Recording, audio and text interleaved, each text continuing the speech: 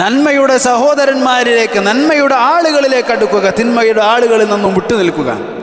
പല തിന്മകളും നമ്മളെ കൊണ്ട് ചെയ്യിച്ചത് നമ്മളല്ല, നമ്മളുടെ കൂട്ടുകാരാണ്. നീയില്ലെങ്കിൽ ഞങ്ങളില്ല എന്ന് പറഞ്ഞുകൊണ്ട് വിളിച്ചു കൊണ്ടുപോയ ട്രിപ്പുകളാണ് പലപ്പോഴും പല തെറ്റുകൾക്കും പലർക്കും കാരണമായിട്ടുള്ളത്.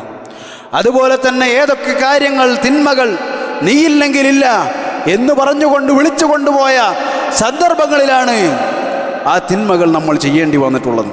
ആ തിന്മയുടെ ആളുകളെ കൂട്ടുകൂടാൻ നമുക്ക് പാടില്ല. റസൂലുള്ളാഹി സ്വല്ലല്ലാഹു അലൈഹി വസല്ലം എത്ര ഹദീസുകളിൽ നമുക്ക് പഠിപ്പിച്ചു തന്നിട്ടുള്ളത്. അൽമർഉ അലാ ദീനി ഖലീലി, ഒരു മനുഷ്യൻ അവൻ്റെ കൂട്ടുകാരൻ്റെ മതത്തിലാണ്. അതുപോലെ തന്നെ റസൂലുള്ളാഹി സ്വല്ലല്ലാഹു അലൈഹി വസല്ലം പറഞ്ഞു, മസലുൽ ജലീസി സ്വാലിഹി വമസലുൽ ജലീസി സ്സൂഇ കഹാമിലിൽ മിസ്കി വനാഫിഖിൽ കീർ.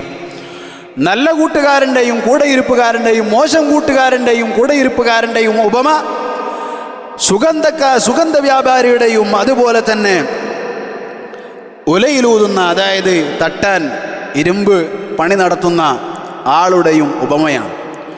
ഒന്നാമത്തെ ആളിൽ നിന്നും അയാൾ നിനക്ക് എന്തെങ്കിലും സുഗന്ധം ഹദിയ നൽകിയേക്കാം, സമ്മാനം നൽകിയേക്കാം. ഇനി സമ്മാനം നൽകിയില്ലെങ്കിൽ പൈസ കൊടുത്തവനിൽ നിന്ന് വാങ്ങാൻ സാധിക്കും. അതുമല്ലെങ്കിൽ നിനക്കവനിൽ നിന്നും നല്ല മണമേ കേൾക്കേണ്ടി വരികയുള്ളൂ.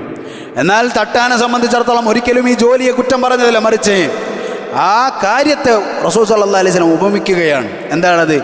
ആ തട്ടാൻ്റെ ആ ജോലിയിൽ നിന്നും അവന് ഒന്നുകിൽ നിൻ്റെ വസ്ത്രത്തെ കരിച്ചു കളഞ്ഞേക്കാം. കാരണം ഉലയിൽ ഊതുമ്പോൾ അവിടെ നിന്ന് തീപ്പൊരികൾ നിൻ്റെ വസ്ത്രത്തിൽ വീണത് കരിഞ്ഞേക്കാം. അതല്ലെങ്കിൽ മോശമായ ഒരു ഗന്ധമാണ് നിനക്കവിടെ നിന്ന് ലഭിക്കുക. അതിനാൽ കൂട്ടുകാരെ തിരഞ്ഞെടുക്കുമ്പോൾ ശ്രദ്ധിക്കുക. നമ്മളെ തിന്മയിലേക്ക് വലിച്ചു കൊണ്ടുപോകാൻ കെൽപ്പുള്ള, അല്ലെങ്കിൽ അതിന് തയ്യാറായി നിൽക്കുന്ന കൂട്ടുകാരോട് വിട പറയുക. നന്മയിലേക്ക് നമ്മളെ ക്ഷണിക്കുന്ന കൂട്ടുകാരുമായി ഒരുമിച്ചിരിക്കുവാൻ വേണ്ടി ശ്രദ്ധിക്കുക. തിന്മകളിൽ നിന്നും പൂർണ്ണമായി അകലം പാലിക്കുക. അതുപോലെ തന്നെ മറ്റൊരു കാര്യമാണ് അള്ളാഹുവിനുള്ള ഇബാദത്തുകളിലേക്ക് മുന്നിട്ടിറങ്ങുക. അതിലേക്ക് നമ്മൾക്ക് ആഗ്രഹമുണ്ടാവുക.